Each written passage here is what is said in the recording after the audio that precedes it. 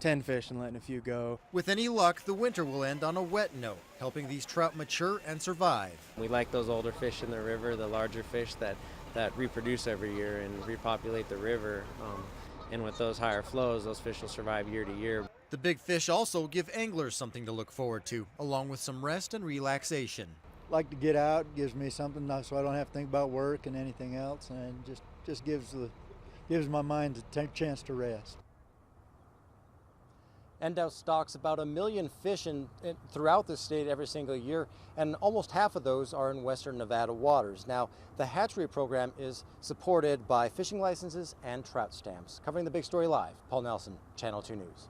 All right, so the next question, Paula, is any wet weather on the way to interrupt this dry, warm streak? Yeah, it sure is. Well, Mike, anything expected when the temperature drops this weekend? Well, you mentioned the temperature drop. That is going to happen. Whether we get any moisture out of it is a very, very long shot right now. At this point, the computer models are going to bring this system in that will, as I mentioned, dramatically reduce temperatures that were record-setting today down to significantly below normal or below average. Well, that system is not one of those real wet winter systems that you really would like to see. I'll show you why here in just a second. First of all, let's talk about the short term. We did get to record high temperatures today. 70 degrees, beat the old record by 2 degrees for the date. I expect about the same temperature tomorrow, although that won't be a temperature because a record, because that record is up to 72 for tomorrow's date. But you can see lots of upper 60s and even that 70 here all across the northern part of the state. Okay, so what's happening here?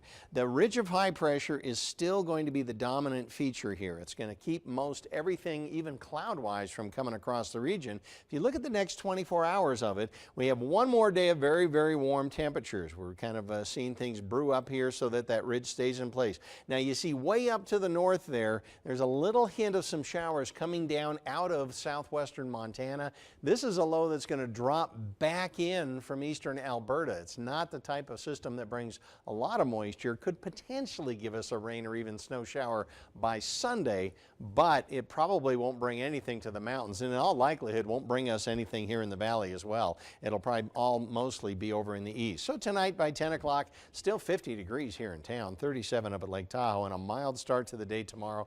Airport probably not getting below freezing. Other valley locations maybe just below freezing, but not all that cold when you consider we're still stuck in the middle of February. But colder temperatures on the way. We'll tell you more about that. That's the big change. I'll have that for you here in a few minutes.